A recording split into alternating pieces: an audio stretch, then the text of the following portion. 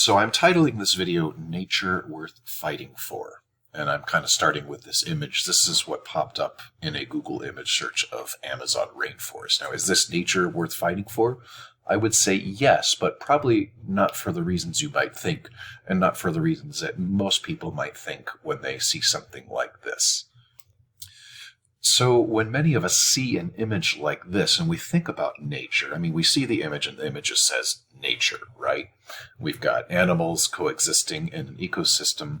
We get the idea of this anthropomorphized mother nature, like this, you could call it Gaia perhaps, but we get this kind of humanized image of nature as this nurturing mother that has some particular thing in mind. Mother Nature has this desire for things to be a certain way. That's kind of what pops in our head when we think of nature or Mother Nature or see images like this. That there is a particular way that the world is supposed to be, and nature wants it that way, and nature is trying to achieve that, and we are going counter to that. Now, that's kind of informed by culture, because that's not really the way it is. That's informed by culture basically because we have been exposed to possibly images like this, or movies, or documentaries on all kinds of environmental problems where we see animals suffering, we see the people who live in the area suffering, and it forces us to connect environmental destruction to an emotion, even if it's an environment that is thousands of miles away from where we live and really would not normally enter our consciousness. So we have this kind of culture that has given us an emotional attachment to a particular ideal of nature. Now, that's not necessarily a bad thing. That might motivate a lot of people to fight for nature.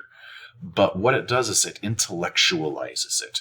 It forces us to kind of fight for nature because we believe in it as an ideal, even if these animals mean nothing to us immediately, even if we've only seen them through photographs.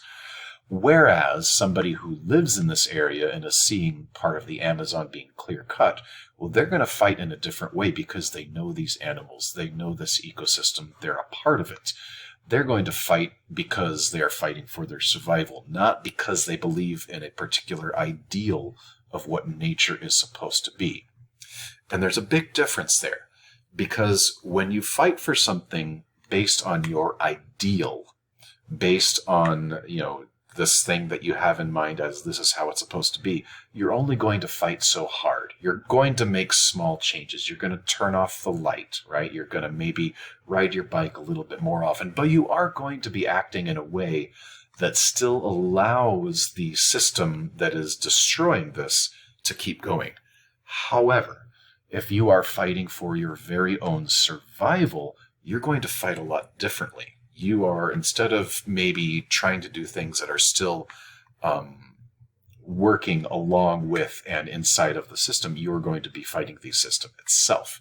So the reason I like to talk about this is that I want people to think about nature not as this anthropomorphized thing, but rather as simply the laws of physics seeking balance. So I'm going to elaborate on that here as soon as I take a sip of water because my throat's getting dry.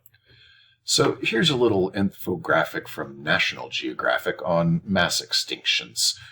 This has kind of been around the internet a lot lately. We've been talking about this partly because of the newest episode of Nate Hagens' podcast, which I haven't quite finished watching yet. But it gets people to thinking about, what nature has done and how nature has been in the past. And when you look at this in geologic time, this only goes back to a little over 500 million years ago. So what even happened before that? Here's another handy infographic showing kind of the geologic history of Earth, right? Here we have the current time here, and it kind of spirals backward, and it kind of spirals down there, way down to 4.5 billion years ago. That's that little dot there. And we think about nature as being this sentient being with desires for how it should be. And we think about that in this modern context in particular. And as we go back, we see, okay, maybe 65 million years ago, that was that extinction where the dinosaurs went extinct. And so nature was kind of evolving. Dinosaurs are thriving, and then bam, here comes the meteorite that smashes into Earth, and things go haywire, and a whole lot of things die. So if nature is a sentient being with desire for things being a certain way, with dinosaurs thriving, what does nature feel about this? Does nature think, oh man, that's exactly when things was perfect, they were exactly how I wanted them, and now I am sad because things are a different way?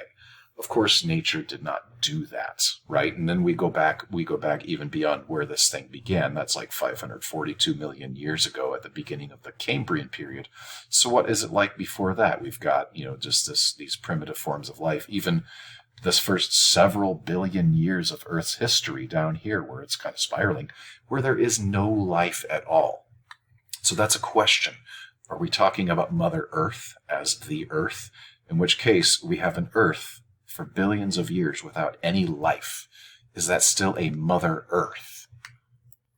So that would be this Earth here. Is this a Mother Earth that is nurturing life? No, it's a lifeless planet. There is no Mother Earth in this context. There is no Mother Nature. There is no sentient being with a desire for things to be a particular way. And so then one could argue, okay, Mother Earth comes to existence when life comes to existence. Okay, so we've got billions of years of these simple forms of life, and we've got all of these different kind of extinctions along the way. And it runs into that same thing. If we have this kind of Mother Nature figure that is a sentient being with desires for things to be a particular way, then all of these different things would be tragedies along the way if we look at the mass extinctions. And then when we look at the mass extinctions in that context, where many of these are triggered simply by Earth's own geologic processes and not necessarily outside events like the one that took care of the dinosaurs, then would that be nature destroying itself?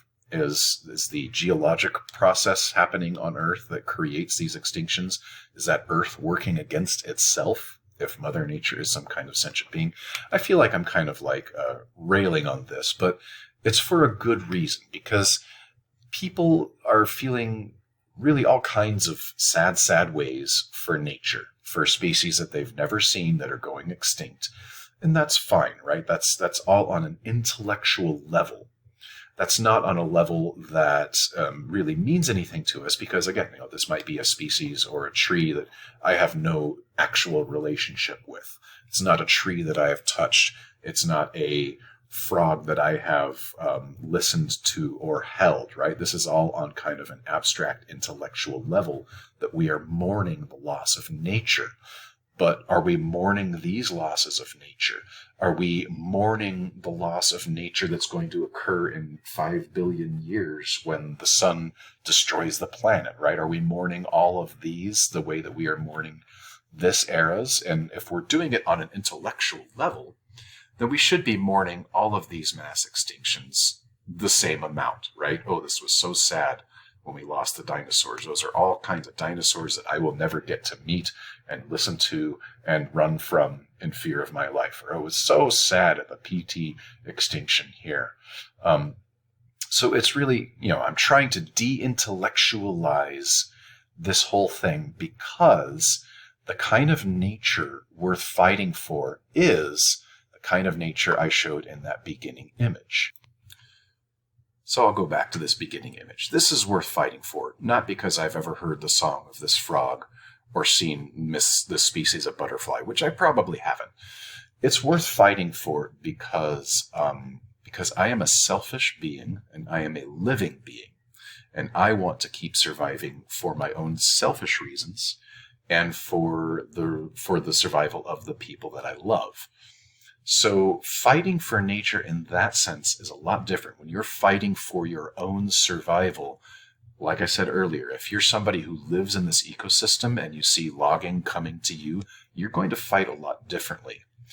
And so what I'm trying to do by de-intellectualizing this mourning for loss of Mother Nature is we need to feel on a more visceral and urgent level what is happening. We can't just desire to fight against this for some intellectual ideal. We need to do it because our very own survival depends on it. Even if these are species thousands of miles away that we'll never see, we understand that the Earth is a living system and that it's all connected. So to sum up kind of what I'm trying to say here is, yes, I will care about these creatures, not because I give a hoot about them or their species, not because I think they're cute, but because I like being alive. And I recognize that the Earth is a living system that is all connected and needs to function in that way in its current state. And I also like my family being alive, and I am a living being. And living beings try to continue living. That's part of what we do as living beings. That's what all life does. It tries to replicate itself, survive as long as possible. Typically, like that, those are just features of being alive. And it's okay to not apologize for wanting to continue being alive. So I wanted to note a couple of nuts and bolts things here about these different extinctions. Note that, like, let's say here we've got a 96% loss here during the PT extinction, but we don't see it dropping down to what would be 96%. That's because this axis is number of genera, right? We're talking about taxonomy. And not every species has the same number of creatures in it, right? So some species might lose like 99% of that species, but they're still going to be represented in this part of the graph. And as we look through our geologic history, we'll notice that the number of genera is kind of generally increasing, right? We're at a more complex state than we've ever been. And how do we know what's on either side of these boundaries? Well, it's just in the fossil record. If we find the fossils of a species on either side, then it survived. It may have been greatly diminished, but at least that species itself survived the extinction. So what will this graph look like when we're done with our current one? I don't know. It's probably not going to go down this low, or even that low. So that's me trying to be optimistic here. It's like, yeah, so there will be a rebalancing after a big dip here. It's probably going to, dip to some extent and then kind of continue on the way it has after all of these, again, until about 5 billion years from now, when it doesn't matter because the sun destroys the Earth. But in the meantime, fight because you are a living creature, and living creatures fight for their survival. Now, you may not be fighting for that frog and that butterfly, but you're going to fight for your area's equivalent of that. So that's what we fight for, right? We fight for whatever is existing in our immediate area that we depend on for our survival. It might be regional, but that's where we have to start the fight because that's where our survival takes place. And so how do you fight for whatever is your equivalent of this frog and butterfly? Well, I don't know. For myself, that means decreasing my carbon footprint, which I'm about at 10% of the average American carbon footprint. That's what I can do. That's how I can fight. I can save my money and buy any available land with intact ecosystems that's in my area that I can personally see to protecting. And I do that because that's the only way I can fight, because I'm a person with a family that does not want to spend any time in jail. So I have to fight legal ways. I don't know what your fight is going to look like. I don't know what your equivalent of these are going to be that you are going to be fighting for, but you are fighting for your very own survival and for the survival of people that you love. So it may not have anything to do with these creatures specifically, but just understand that this is not an intellectual fight about some kind of concept. This is just very much, our own life and death. So be a good living creature that fights for its existence, because that's what life does. And just don't think about nature wanting to be a particular kind of way. Nature's going to do what nature's going to do. Nature will recover from this current extinction event like it has recovered from all the other ones, with or without us. That's kind of beside the point. I'm not worried about nature. Nature finds balance. It has no other choice but to find balance. In the meantime, though, try to keep on existing and keep your area as intact as you can. Thanks for listening.